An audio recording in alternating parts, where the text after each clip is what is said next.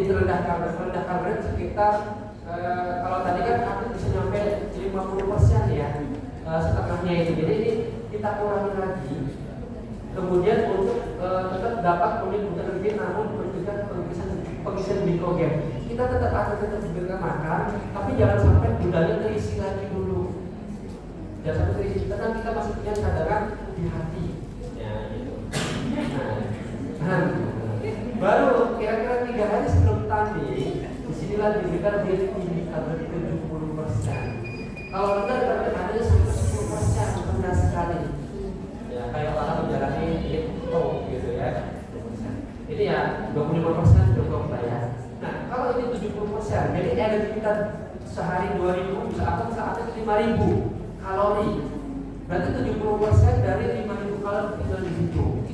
Nanti setelah itu kita bagi energi kita dari 3 jenis makanan. Ada karbohidrat, lemak, protein, kita akan konsumsi ini.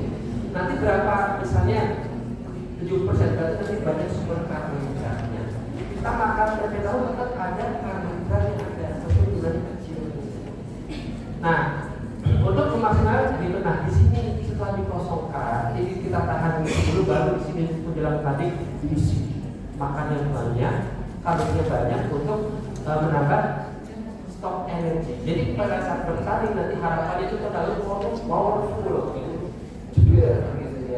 Nah jadi mengagetkan situ. Nanti proses karbohidrat loading seperti ini ya. Nah menjelang pertandingan latihan dikurangi, bukan malah diforsir. Diforsir justru di sini di awal-awal. Menjelang pertandingan latihan dikurangi.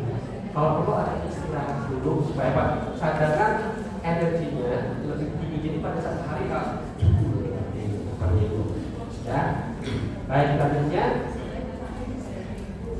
Nah ini termasuk inisiatif secara umum ya. Kadang-kadang atau saya nyata di atlet renang ada nggak banyak mengkonsumsi suplemen? Ada ya. Banyak nggak kira-kira? Banyak ya. Nah ini kadang-kadang fokusnya ke suplemen, padahal kalau kita lihat komposisi makan dietnya harusnya lebih fokus ke sini. Gizi seimbang, beragam, bergizi seimbang. Ya kalau pengen tahu detail perhitungan. Kalau nggak pakai detail gimana? Lihat badannya. Kalau sudah ideal seperti itu makanan sehari-hari. Kalau tadi 100 gizi lebih berarti kebanyakan lemak bisa, kebanyakan karbo bisa dan kurang olahraga. Baru nanti selanjutnya gizi olahraga gimana? Karena khusus. Ini kan untuk olahraga umum. Gizi olahraga ada perhatian khusus. Suplemen itu ibaratnya seperti bumbu lah. Kita kalau kita makan apa ya, nasi ada biasanya kayak gini. Garnisnya atau daun pandannya. Jadi hanya pemanis saja, ya seperti itu. Kemudian, nah kurang pengetahuan maka kurang suplemen yang berlebihan. Kita yang selanjutnya masih ada waktu. Masih ya. Lanjut.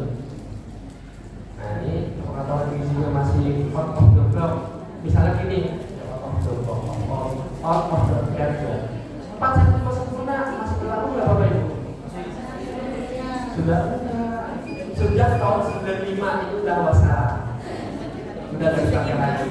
Jadi yang tadi kita berdoa, kalian harus makan 4 cm sempurna. Kasihan kalau kurang bisa minum susu. Ya. Apalagi ada mungkin atlet yang nggak bisa nggak cocok susu karena bakal laktos intoleran. Nggak cocok susu gimana? Berarti nggak pernah sempurna hidup begitu. Karena dia sudah berkembang jadi dimakan bergizi seimbang. Ya. Menu makan bervariasi, nasi terus tiap hari. Ya, ada variasi dikit, nasi nggak apa-apa, ya nasi goreng, nasi ratus, nasi ya. Berarti nggak masalah nasi tiap hari. Cuman porsinya silahkan diatur. Ya, diganti roti bisa, diganti ikan juga tidak masalah ya. Kurang, jadi pendamping dari ahli gizi juga perlu ya. Kita memang kayak di Indonesia adalah masih banyak campur-campur yang kurang ahli gizinya. Kita sekarang ada di Indonesia kita sudah ada sport nutritionist, termasuk juga kita juga barat, itu sudah ada. Juga yang lain juga ada anatomi juga ada. Jadi banyak lah. Jadi saya termasuk salah satu di Indonesia sport nutritionist ya.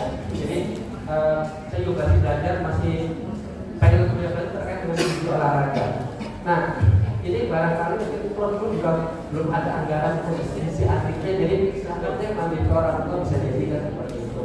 Apalagi kalau nih dana terbatas gitu ya, nah, susah untuk dapat anggaran.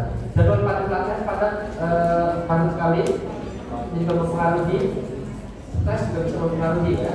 Ketersediaan makan sehat juga mungkin di daerah itu sudah didapatkan, atau misalnya lagi di mana di daerah lain yang susah untuk didapatkan mahal-mahal ya. Atau mungkin atletnya udah jam berapa ini banyak traveling, tanding, itu lumayan juga sampai melelahkan ya. Kemudian banyak mitos-mitos yang itu pasti ada.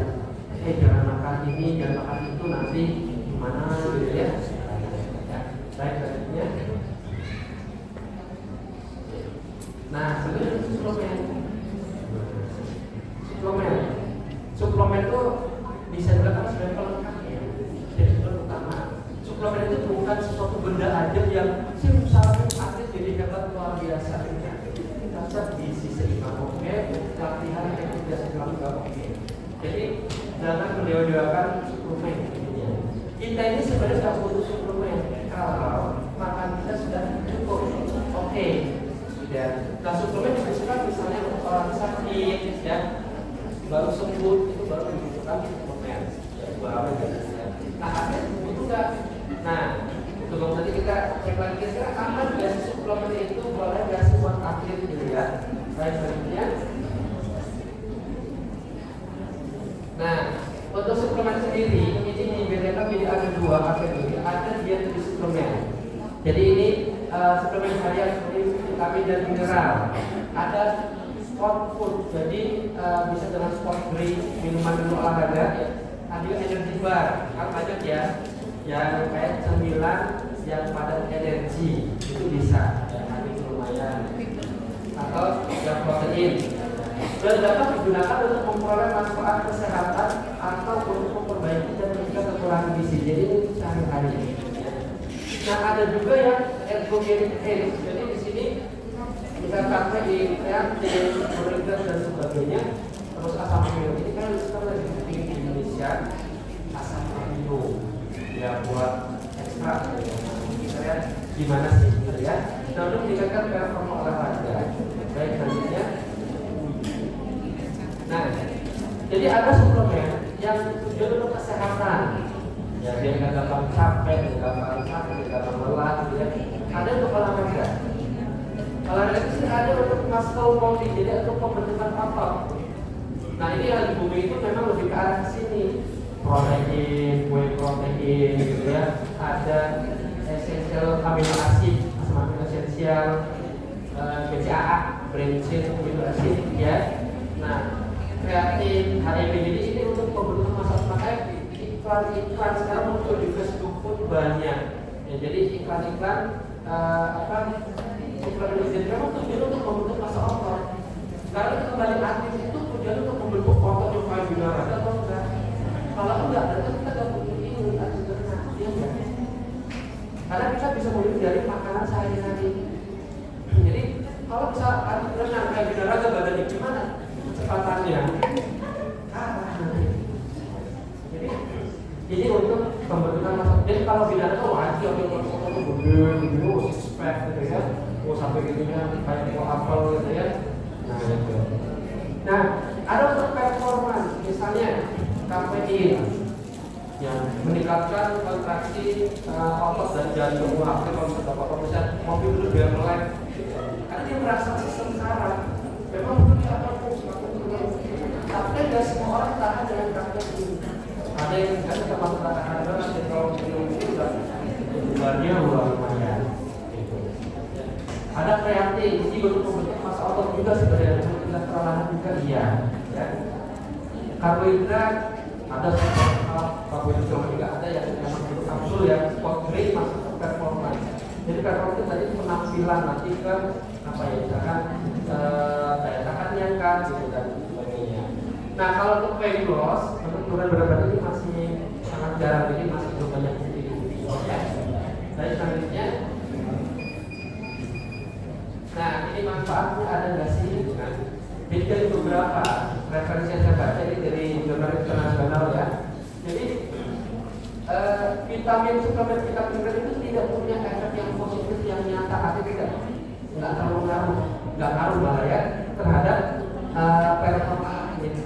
Itu yang pertama. Kedua, ini dari International Society of Constitution menyatakan bahwa ada sedikit endogenic age, ya, yang memiliki bukti kuat untuk mendukung keamanan dan kemajuannya. Kenapa? Komposisi kita kadang-kadang kalau kita itu komposisi yang bisa jadi ada yang disembunyikan itu berbahaya yang memang mungkin efeknya obat atau mungkin lebih ke narkotik barangkali ya. Nah, jadi ini yang kalau tidak diinformasikan ke pelanggan itu nanti ya termasuk kecurangan ya. Karena tahu mereka ternyata itu kandungan kalau nggak minum suplemen ini nggak bisa berhasil. Ya. Kemudian saya juga mengatakan RS ini suplemen ya. Sedikit bukti-bukti gitu ya. Memang ada juga beberapa suplemen yang dia meningkatkan misalnya BCA nanti selanjutnya ada. Dan selanjutnya, nah, pada selanjutnya, ya. Ini contoh-contohnya HIV tadi ya. Nah, meningkatkan masa otot, kreatin. Nah, ini juga banyak dipakai nih antigeneraga kreatin ya. Selanjutnya ini nanti materi boleh di kopi ya. Ada BCAA gitu ya, ada protein, whey protein gitu ya, masa otot banyak ya. Selanjutnya next alanin ya, kafein ya juga bisa dari ada kopi, teh gitu ya. Oke. Kalau yang kopi kan lebih sehat seperti yang tanpa gula ya. Itu lebih sehat. Oke, selanjutnya karbohidrat ada baking soda juga terlebih ya. Selanjutnya ini jenis suplemen ya. Ada buat water coffee ya.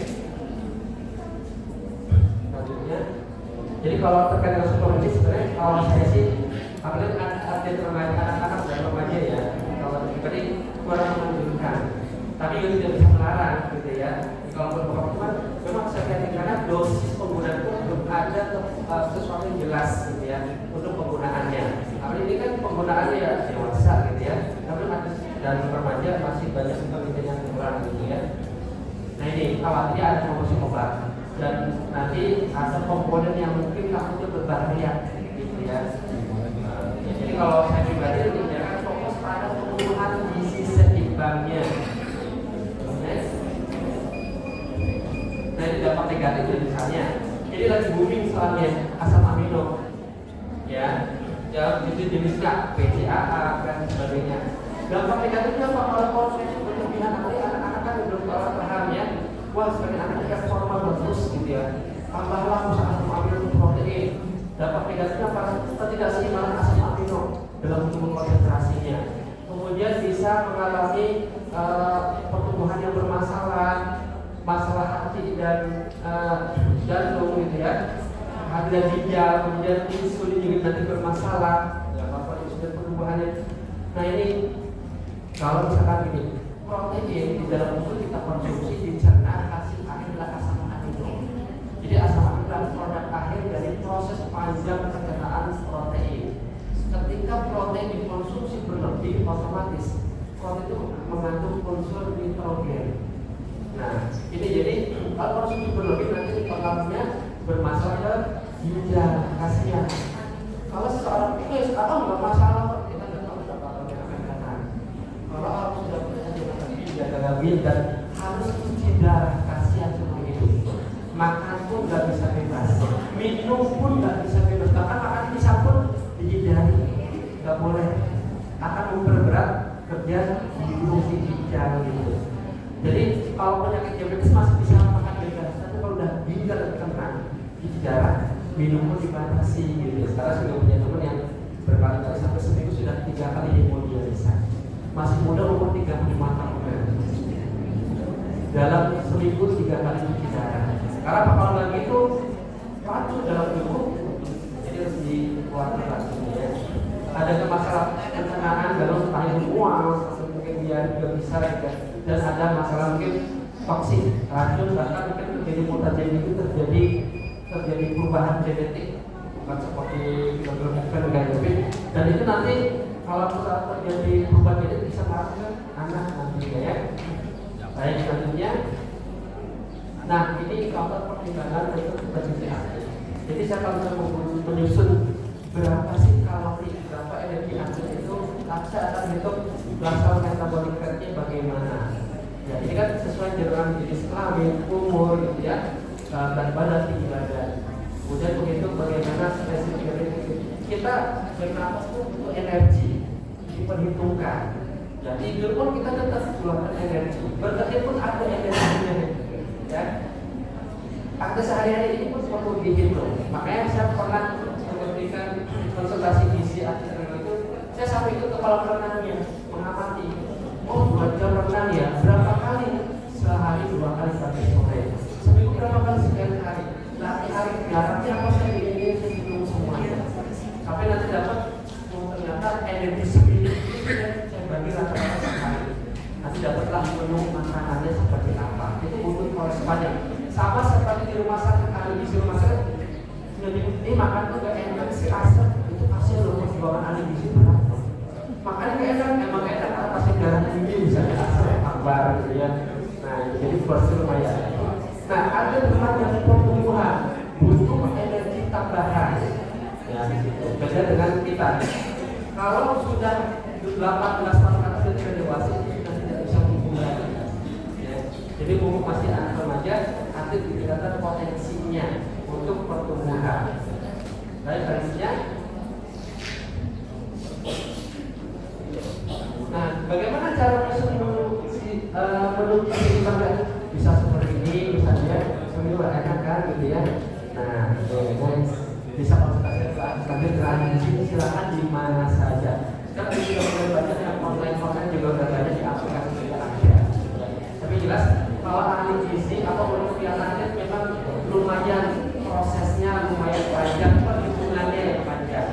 Prinsip tadi sama, nanti ada daftar makan. Kita saya bosan nasi, mau ganti roti, 1 porsi nasi misalnya 100 gram bisa diganti dengan 200 gram kentang. Bisa diganti misalkan 150 singkong atau pertembak roti atau berapa keping biskuit itu bisa ya. Baik, terima kasih. Lanjut. Oke, kalau sudah selesai. Baik, itu saja. Terima kasih. Beri tepuk tangan dulu perjalanan buat konsul yang selanjutnya. Masya Allah ya, ini sangat luar biasa. Ternyata kita banyak sekali manfaatnya ya. Bahwasanya tadi kita tidak pernah tahu tentang pola makan pada saat aktif itu berkompetisi seperti apa ya. Yang tadi saya sempat ingat bahwa pola makan ketika aktif selama bertanding itu 3-4 jam itu harus digunakan makanan pokok, makanan utama. Kemudian 2-3 jam itu makanan kecil seperti makan roti. 1-2 jam baru kita aktif tersebut bisa mengkonsumsi minuman jus ataupun yang sedikit dengan gula, jangan terlalu berlebihan. Dan 30-60 menit aktif sebelum bertanding itu baiknya hanya mengkonsumsi air minum. Dan air minumnya itu boleh dingin ya, sampai suhunya 10 derajat Celcius ya, misalnya. Oke, untuk dijelaskan boleh kita buka sesi tanya jawab untuk mendengar hal nutrisi asupan gizi bagi anak. Barangkali pelatihnya ataupun orang tuanya masih bingung untuk anak didiknya gitu, kenapa sih program yang saya sudah pernah berikan itu kok tidak sesuai gitu ya dengan target, apakah masih ada kurang dari atletnya, dari segi pola makannya atau nutrisi hal lainnya. Maka boleh dipersilakan.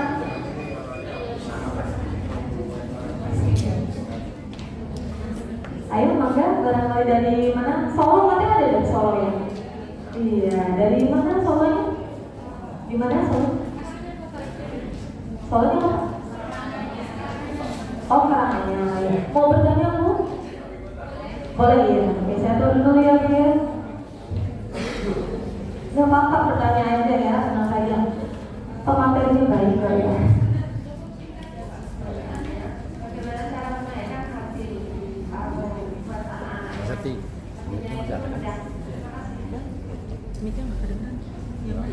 Jauh ya, baik KB Bim ya. Jadi salah satu faktor produksi adalah nanti dari zat gizi tadi. Ya. Jadi makanya kalau misalnya KB rendah, selain tadi sayuran hijau yang berserat itu, bisa dari hati. Hati sangat itu tinggi, bukan hati. Ya, itu hati itu zat gizi sangat tinggi. Vitamin A juga tinggi. Jadi dan nggak bisa kalau anak anemia duduk langsung makan langsung normal enggak, itu butuh proses beberapa hari. Jadi supaya tidak mengalami anemia, jadi kita bisa tingkatkan asupan zat besi. Jadi akhirnya setelah itu untuk membutuhkan hemoglobin berapa? Hemoglobin tadi fungsi untuk mengangkut sari-sari makanan ke seluruh tubuh dan mengelola oksigen. Jadi kita bisa dengan cara itu dan meningkatkan asupan zat besinya. Jadi bisa secara hijau, bisa dengan atau kalau misalnya dengan suplemen itu juga bisa dengan tambah darah.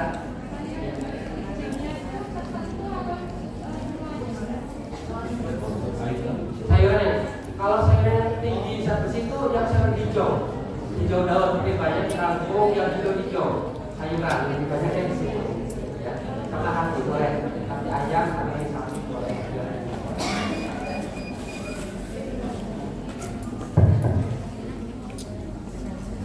Oke, gimana Bu? Sudah cukup? Iya, sudah cukup jelasnya Ibu. Oke, maka selanjutnya barangkali ada mau bertanya? Anda. Ini Ibu doyan tanya kan kayaknya. Gak apa-apa ya, biar gak kok bagus ya. Oke Ibu. Dengar ya suaranya.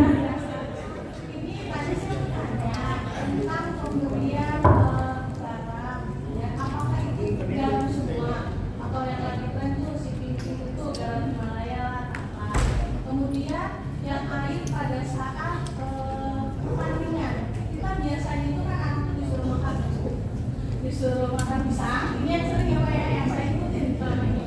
Kemudian madu. Nah, apakah itu boleh? Nah, kemudian ataukah lebih baik hanya air yang gula itu kita misalnya diganti dengan air madu, boleh atau tidak? Perkara air juga yang kalau airnya yang seperti Indus water itu bagaimana? Terima kasih. Yang pertama terkait dengan penggunaan garam, yang bisa garam apa saja. Karena komponen garam kan NaCl, natrium klorida.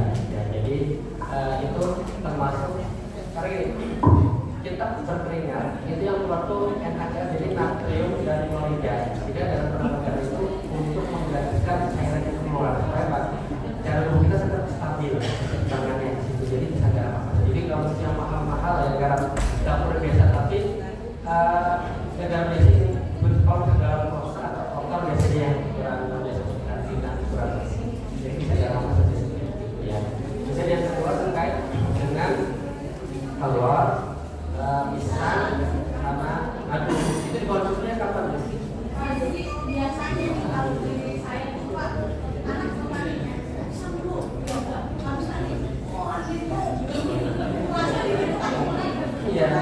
dalam satu kali misalnya ambil berapa gaya, bisa 5 gaya, kira 5 kali itu dia terus-terusan makan itu bagaimana?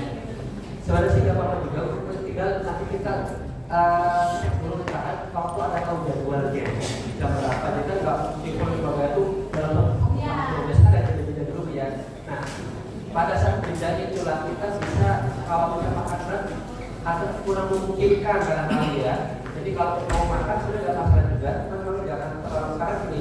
Kalau melakukan karbo kronik, dia sudah punya cadangan energi sebelumnya. Jadi kalau mau makan yang ringan-ringan, misalnya dengan biskuit, itu disebut karbohidrat sebenarnya ya. Jadi protein pun sebenarnya proses seperti galuman di dalamnya. Yang lebih itu karbohidrat. Jadi karbohidrat bisa biskuit, bisa kalau karbohidrat yang enak kan jangan kertas biskuit itu lebih enak ya. Pisang apa itu dia gula yang ada. Kalau itu oke, jadi mempercepat apa ya, dapat energi tambahan. Ya kalau menurut juga nggak masalah juga, gitu ya. Kalau gini, kalau perempuan kira-kira gini, telur itu kan ada kuningnya ya. Nah, telur kuning itu kandungan kolesterol itu 200 mg.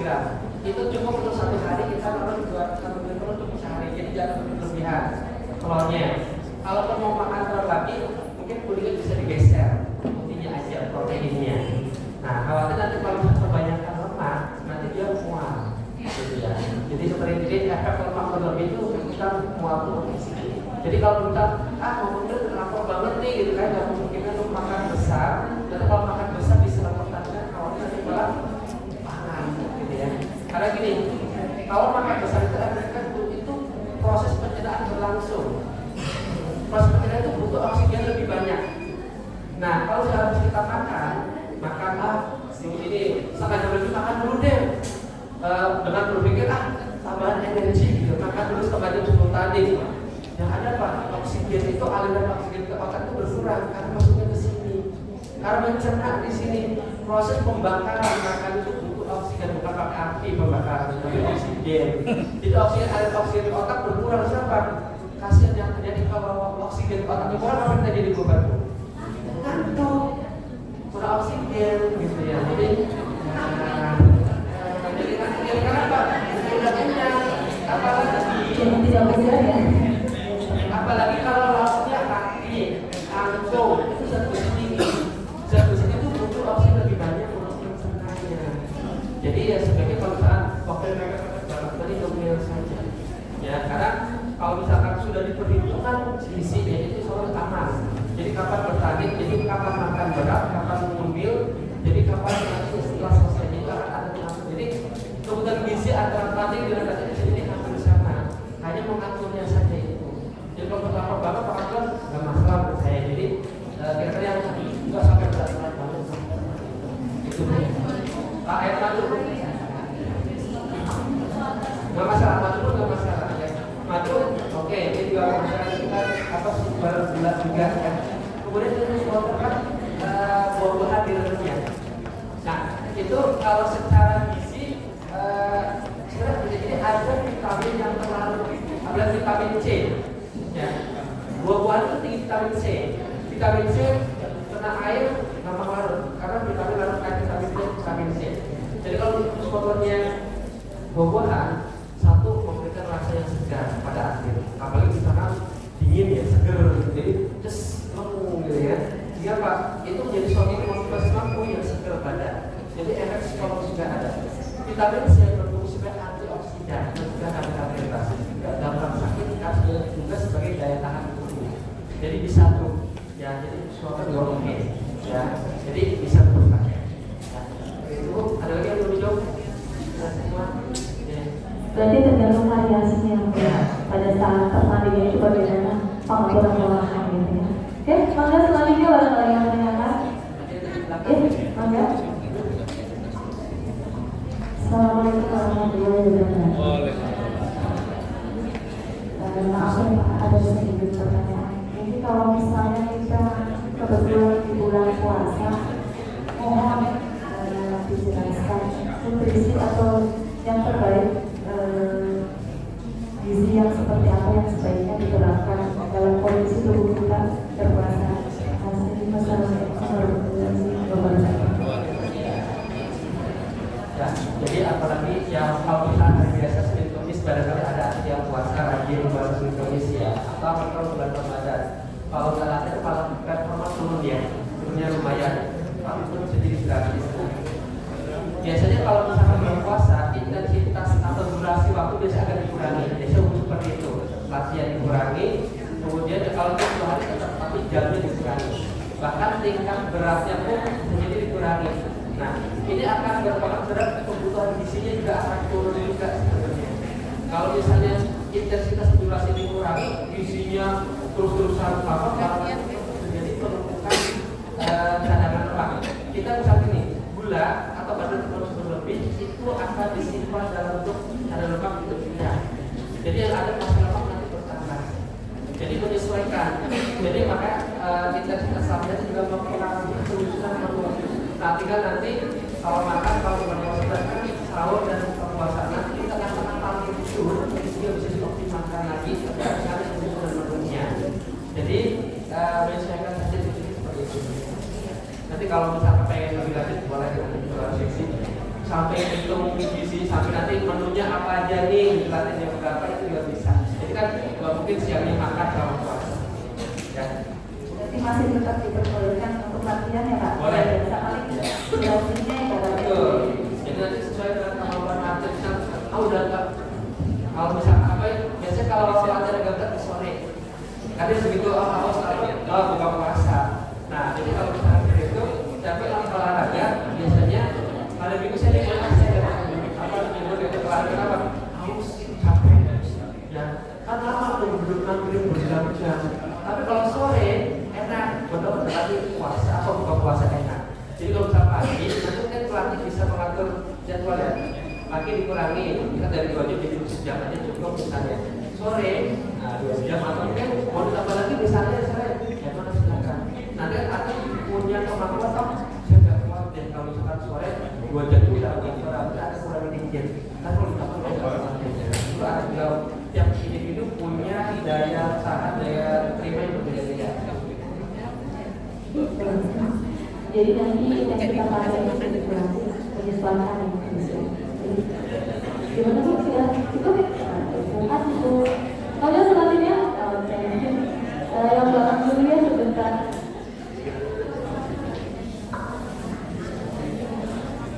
Assalamualaikum warahmatullahi wabarakatuh. Saya Matias dari Jakarta. Hanya sulit mengkonsumsi sayuran. Solusi yang baik agar anak-anak mengkonsumsi sayuran dengan baik juga. Apakah ada suplemen yang baik yang di dalamnya terdapat sayuran?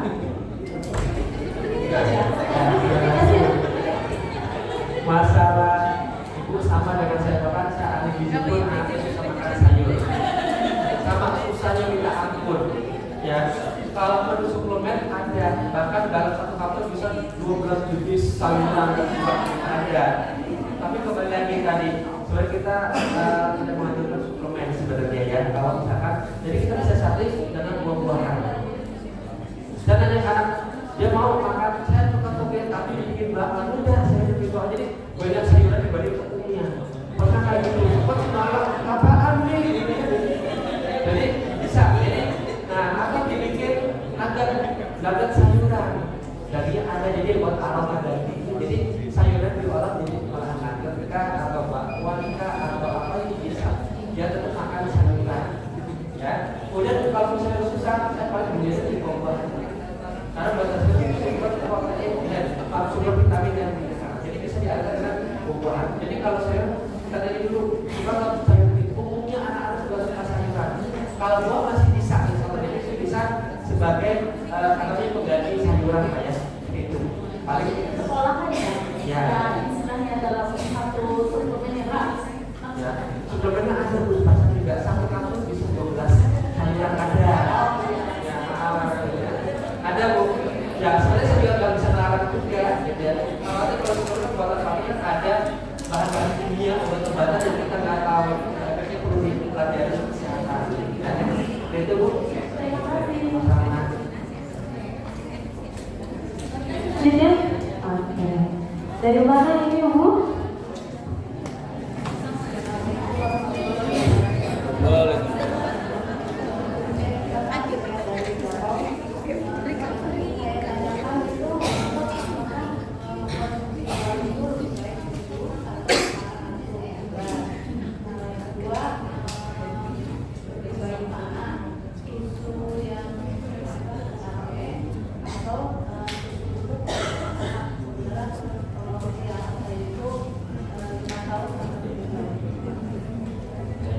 Untuk buah-buahan ya, jus atau segar ya. Jadi kalau misalnya kita kembali tujuan kita ingin mendapatkan khasiat atau manfaat apa? Kalau di jus biasanya segar tapi dengan tambah es gitu ya. Tapi buah-buah pun bisa dikonsumsi segar ketika disimpan kulkas dulu. Kalau disimpan kalau buah segar artinya dia kandungan gizi masih optimal ya. Kalau diberikan jus artinya kandungan gizi akan berkurang karena konsentrasi airnya lebih tinggi. Sama-sama 100 gram buah, 100 gram jus pasti gizi lebih tinggi di buah-buahan. Karena kalau jus itu sudah banyak airnya. Tapi kalau airnya habis, oke nanti setara dengan buah segar. Ya. Jadi cara ini sama nggak ada masalah. Tapi kalau jus bisa ada tambahan gula. Ya, jus atau gula misalnya. Gula itu jus buah-buahan itu pH-nya dia tinggi di atas 7.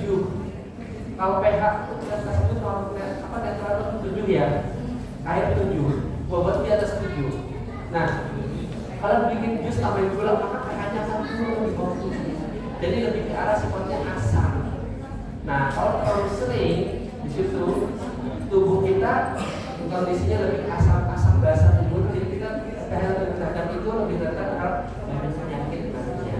Sehingga Pak, buat segar. Kalau jusnya di jus tanpa gula, tapi kan masa gak enak banget, hambar jadinya ya. Kalau juicer nanti ampasnya keluar saya. Ya karena ampas kita buat serap juga di sini. Nah jadi nanti kembali kalau saya pengen jus yang seperti nggak boleh juga, yang seperti nggak boleh.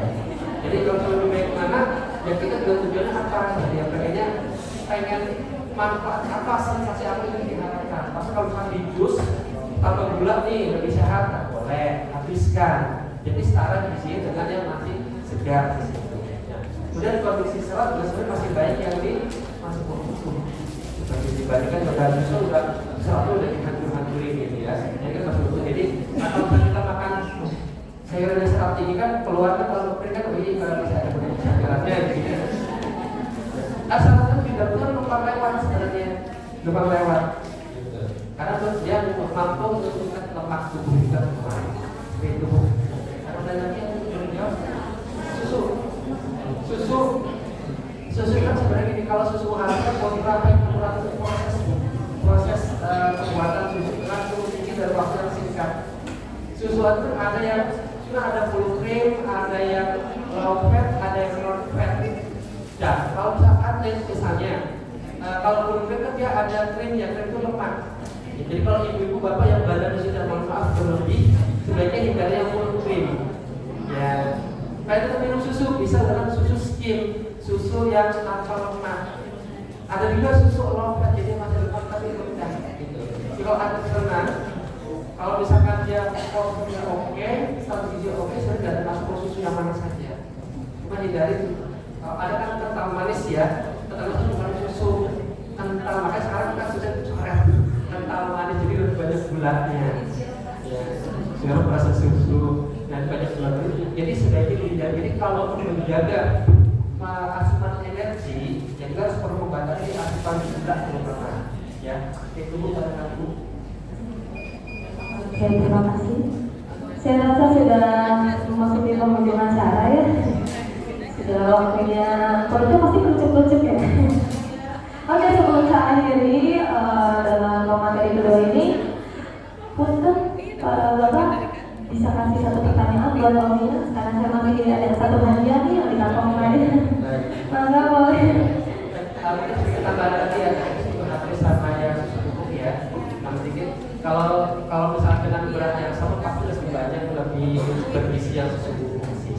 Ya, dengan sama-sama misalkan karena kalau udah cek berarti udah konsentrasi gizi berkurang. Ya, jadi kalau misalkan sudah berarti tinggal enak, tapi kalau yang itu diaduk dulu.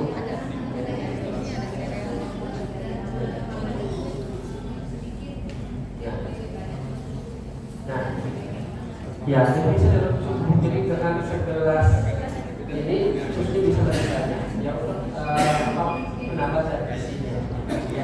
Ya, susu murni. Ya. Untuk susu murni pun sebenarnya belum dipisahkan dengan lemaknya ya Pak ya. Ini bisa diperlukan juga. Jadi ada proteinnya ada, lemaknya ada. Kalau susu murni juga harus hati-hati karena kalau susu sapi itu masih kurang kebersihannya. Jadi proses pengolahannya itu kadang-kadang proses pasteurisasinya tumbuh mikrobes bisa jadi kurang optimal, mikrobes ada. Kalau pasteurisasi kan spora jika bapak itu masih ada itu sudah nggak masalah juga, ya segar ya. Kalau sekarang susu murni bisa campur aneka rasa ya, jadi nggak masalah juga. Baik, satu pertanyaan. Betul Pak, sebelum ditutup dengan satu pertanyaan, nggak apa-apa nih ada yang bertanya lagi. Ya, maka biar lebih puas gitu ya. Bentar Pak. Ada?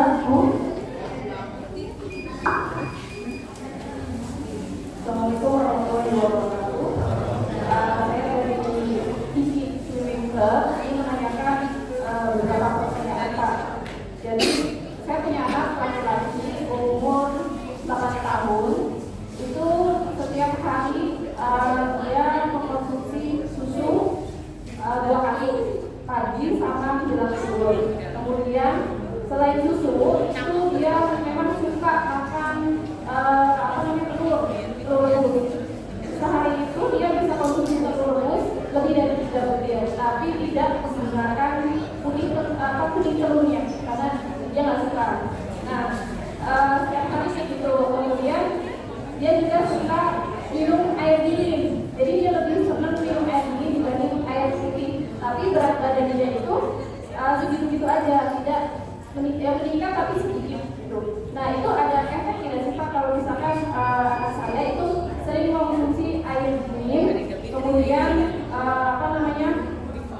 makan telur rebus, karena tadi ada penjelasan dari Bapak itu kalau terlalu banyak protein itu bisa menyebabkan gangguan ginjal. Ya tadi juga terima kasih. Terima kasih ya kalau bagus ya. Nah terkait dengan telur ya. Jadi gini, gue juga sadar tidak semua anak akan sanggup mengkonsumsi lebih dari 3 butir putihnya aja. Karena di dalam itu juga ada alergen. Alergen itu dari protein, jadi yang menyebabkan alergi. Dan itu ikan sudah tidak ada. Nah, saya juga pernah mencoba anak yang bisa makan dengan putih telur, ternyata dia langsung bereaksi kalau berat berarti udah alergi.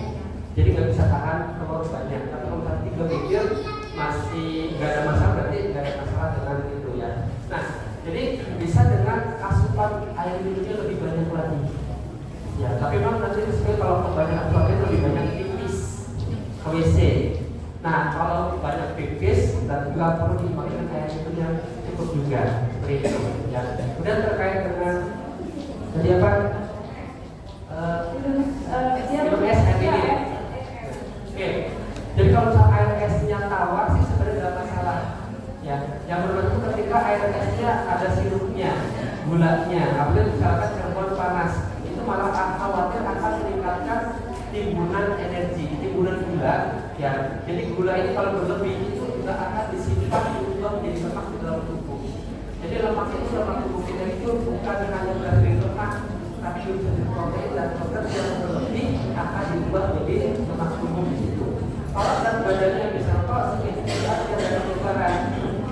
Jadi ada faktor tadi kemudian infeksi cacingan.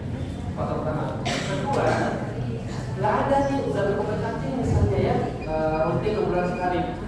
Dia makan udah banyak tapi kok masih belum nambah berat badannya.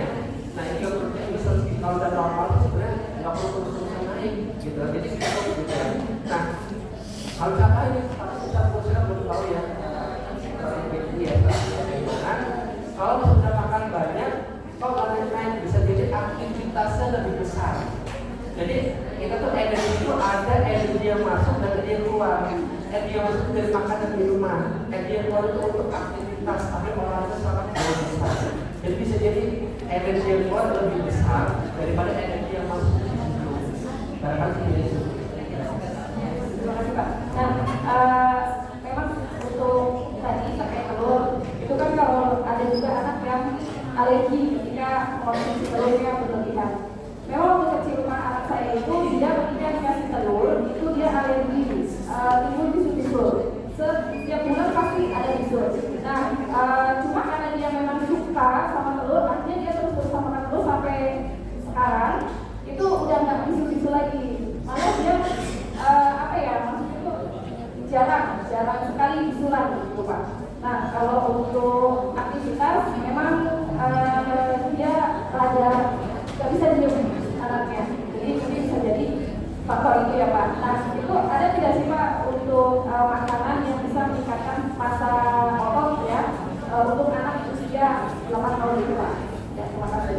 Ya, masa otot itu kan sebenarnya kita bentuk dari protein. Jadi sebenarnya protein sudah tidak ada. Kalau misalnya masih kurang tadi, aktivitas renang udah besar energinya, ditambah lagi aktivitas main dengan teman-temannya. Ya tadi jadi makanya kenapa kok nggak nambah-nambah? Ya. Nah kali ini juga ada faktor lain, faktor genetik.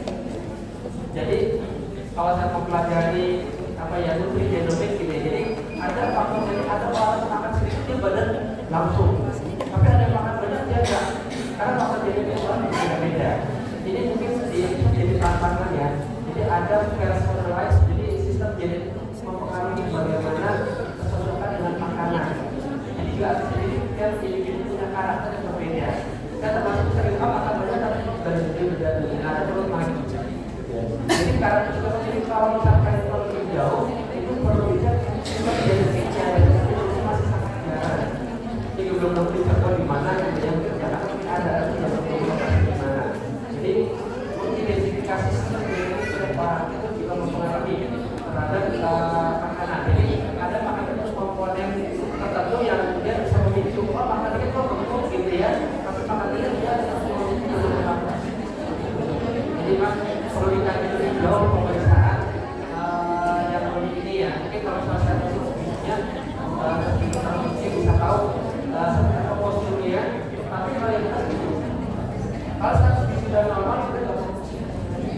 tinggal bagaimana meningkatkan latihan, strategi, tekniknya itu meningkatkan. Jadi kalau misalkan segitu dan nggak ada masalah, boleh sedikit menambahkan, ada 3 tipe jenis tubuh ya yang mau saya ketahui. Yang pertama ada ektomorf, kemudian yang kedua ada metomorf, yang ketiga adalah mesomorf. Jadi 3 bentuk tipe tubuh ini adalah seperti halnya saya tubuhnya kecil ya. Walaupun tubuhnya kecil, makan saya banyak gitu kan.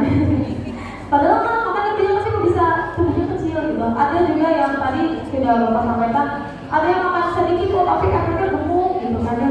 Dan yang ketiga itu adalah badannya atletis. Jadi seimbang antara masukan yang nutrisi makanan yang didapat dengan apa yang dikeluarkan itu seimbang. Jadi seperti itu. Dan mungkin untuk lebih detailnya bisa nanti tadi ada juga faktor genetik di dalamnya. Oke, bagaimana Bu? Cukup ya? Oke, boleh kasih satu pertanyaan ya saya? Iya. pertanyaannya. Iya. Kalau boleh kita perlu jelaskan terkait dengan karbohidrat loading. Karbohidrat loading. Siapa? Oh, Mas ini ya. Dari Bandung ya Mas, jauh-jauh ya. Oh iya. Lumayan transport balik lagi. Saya coba jelaskan sedikit, mungkin kalau ada sedikit kesalahan boleh diluruskan lagi oleh teman narasumber. Mungkin untuk karbohidrat loading itu yang pertama pada intinya itu cadangan karbohidrat.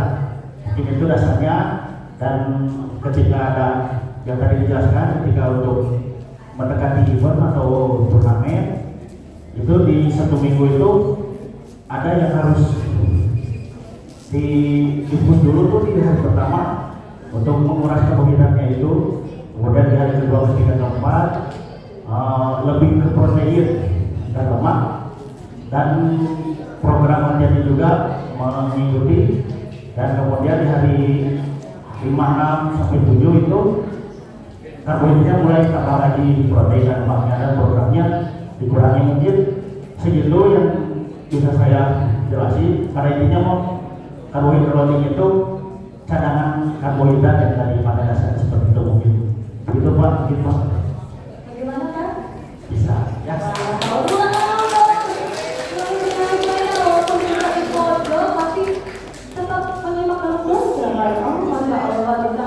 Jauh-jauh dari Bandung ya. Bandungnya di mana? Bandungnya di Purbalingga. Oh, Purbalingga. Ini bukan hadiahnya gitu ya. Lumayan belum bisa pulang ya. Oke. Itu dia pemateri yang kedua yang disampaikan oleh Bapak Solihin SPMT ya. Sebelum kami tutup acaranya, bolehlah saya meminta testimoni ya pada audiens, perwakilan 1 orang dari Cirebon dan 1 orang lagi dari luar Cirebon. Bagi siapa yang berani berbagi ke depan? Ayo. Atau boleh saya tunjuk? Kan pastinya sudah menyimak dengan baik nih ya. Tadi pemateri 1 oleh Pak Delvin, kemudian pemateri kedua oleh Bapak Solihin ya. Siapa? Ayo, Mama Baby mau ke depan dari Japon nih, jadi banyak nih. Ya, boleh ya, Mama Baby, perwakilan dari Cirebon, kemudian yang perwakilan dari luar kota Cirebon tadi dari mana? Blora ya, Blora. Aduh, Blora ya tadi sebelah mana? Dulu sebelah sini ya kayaknya ya. Mbak ini aja deh, gimana? Boleh maju ke depan untuk testimoni tentang apa sih yang sudah didapatkan dari materi yang sudah disampaikan.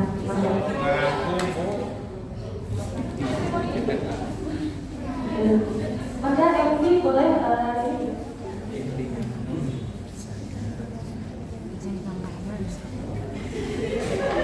madep sini Bu. Kak.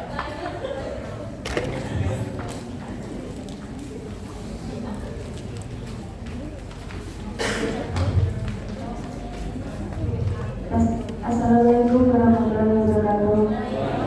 Perkenalkan, nama saya Suwarti dari Blora, Jawa Tengah.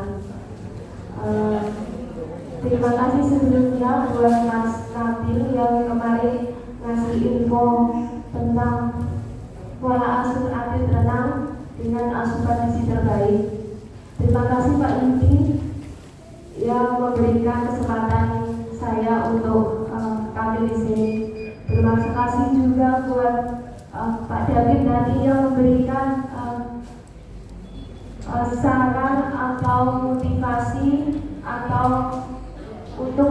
anak saya, alhamdulillah saya ini adalah pelatih, tapi bukan klub hanya kelas biasa.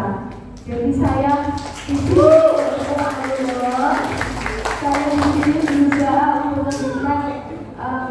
anak didik saya yang terbaik. Terus terima kasih sama Kak Solikin yang memberikan masukan-masukan untuk isi anak didik saya, termasuk untuk teman-teman di sini. Semoga ini bermanfaat semua, asupan semua. Terus untuk saya sendiri yang pola makannya kurang baik, alhamdulillah 25 hari ini saya tidak makan nasi sama mie. Jadi alhamdulillah badan saya lebih enak, lebih ringan. Tapi untuk gorengan belum ya Bu ya. Susah ya, susahnya enak. Terima kasih untuk Aquatic Cirebon yang memberikan sambutan di sini sangat baik. Terus teman-teman juga sangat baik sekali kawan-kawan. Terus semoga Aquatic Cirebon ini memberikan event-event lagi supaya saya bisa datang ke sini lagi.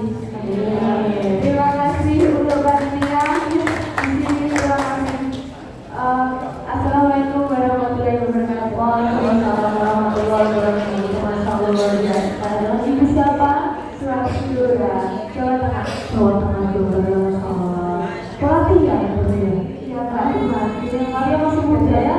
Iya, luar biasa. Tepuk tangan sekali lagi. Iya. Baru sekali kan orang-orang dari orang tua yang disebut klub Japal ya. Tangga Mama Devi.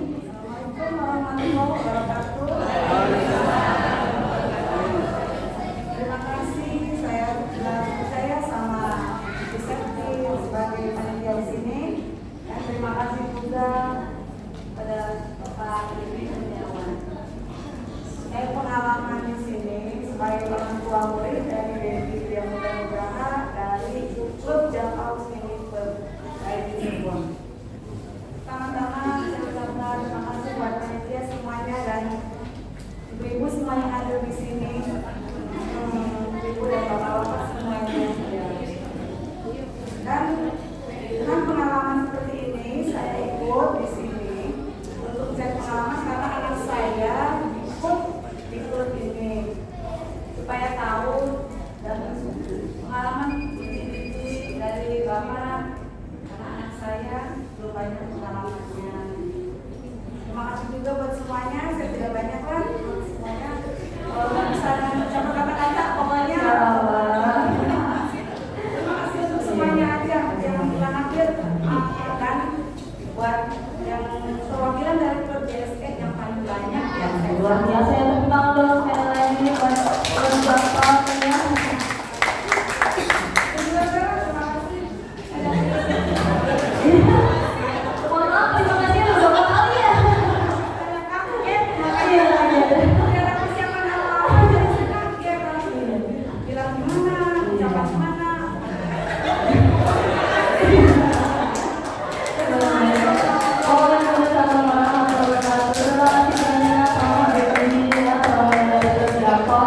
Semoga ilmu dari sini bisa diterapkan ya, Bu ya. Iya. Oke. Baik, saya berikan kesimpulan dalam materi kedua ini bersama Bapak Kami SPLT bahwa asupan gizi pada atlet tetap mengikuti anjuran yang berlaku ya, sesuai dengan umur, jenis kelamin, berat, dan lamanya suatu aktivitas yang dilakukan oleh atlet tersebut. Namun pemberian makanan juga tetap tergantung dari fungsi makanannya, berarti jenis olahraganya.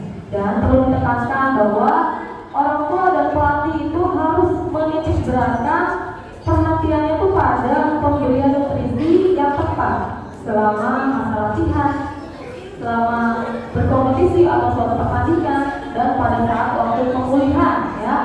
Dan di sini pada saat waktu pemulihan jangan sampai performa atlet ini menurun dari segi kondisi fisik dan nutrisi gizinya, agar bisa tersebut tetap mempertahankan status gizinya dengan baik ya. Dan dari kesemua itu jika sudah dilakukan dengan baik, kasih Pak Rasuna ya. Monggo barang dari Bapak ada yang mau disampaikan? Ada sebelum diakhiri? Mungkin nanti barangkali Bapak Ibu ada yang sedang menjalankan diet ya. Karena diet itu intinya bukan menguruskan badan, tapi mengatur pola makan supaya tetap badan ideal. Banyak diet yang berimbang kebanyakan untuk menurunkan berat badan. Ketika sudah normal, saya harus kembali ke gizi seimbang. Jadi itu dengan beragam bergizi seimbang. Jadi apapun diet itu bisa banyak dan sifatnya bisa juga cocokkan. Ya, gitu ya. Itu saja barangkali. Terima kasih. Beri tepuk tangan lagi dong sama dia Bapak-bapak ini, Masya Allah ilmunya sangat bermanfaat sekali bagi kita semua yang tadi kita tidak tahu. Alhamdulillah Pak, kita jadi lebih tahu ya, lebih detail, lebih dalam lagi tentang gizi yang saya bahwa nutrisi gizi itu sangat penting bagi atlet ya, pastinya saya harus menunjang kualitasnya. Oke, mungkin sebelum ditutup saya coba mau mengetes masih semangat gak sih? Ya, oke. Semangat kalian tinggi? Saya ingin, saya rasa, saya bisa. Akuatik Indonesia, jaya, jaya, jaya, yes, luar biasa. Tepuk tangan lagi nih buat teman-teman. Akhirnya saya ucapkan terima kasih sebelumnya di sini saya sebagai moderator dan saya kembalikan kepada MC. Anda.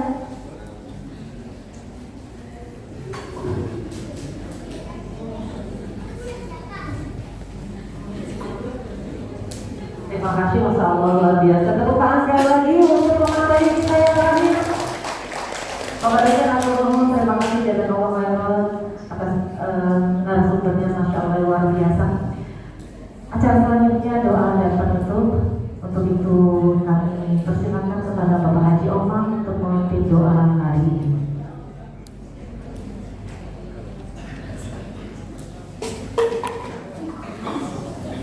Terima kasih. Saya diberi kepercayaan untuk memimpin doa dan sebetulnya saya belum pantas memimpin doa buat bapak-bapak dari ini karena nggak ada lagi ada lapan akan berguna. Alhamdulillah kita sudah melaksanakan seminar dan kita mari bermunajat pada Allah Subhanahu wa taala. Bagi yang agama muslim, mari kita sama-sama bermunajat pada Allah Subhanahu wa taala. Bismillahirrahmanirrahim. Illa hadatsana mustafa rasulullah wa alihi wa sahbihi tabi'in wa al-fatihah.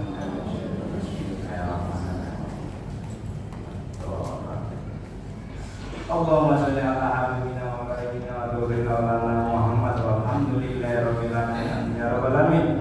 Allahumma inna nas'aluka salamatan fid din wa biyatan fil jasad wa biyatan fil ilmi wa taqdir rizqi wa tablan qawlan mut wa rahmatan wa badamut. Allahumma alaina bi sakaratil maut wa najata minan nar wa qina Rabbana la tuzigh qulubana ba'da idh hadaytana wa hab lana min ladunka rahmah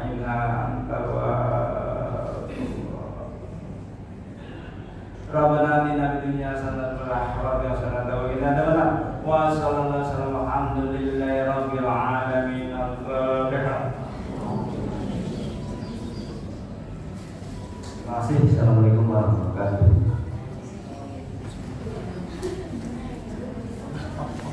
Dan akhirnya tibalah kita di penghujung acara. Terima kasih Ibu Bapak peserta Mas Mbak ya.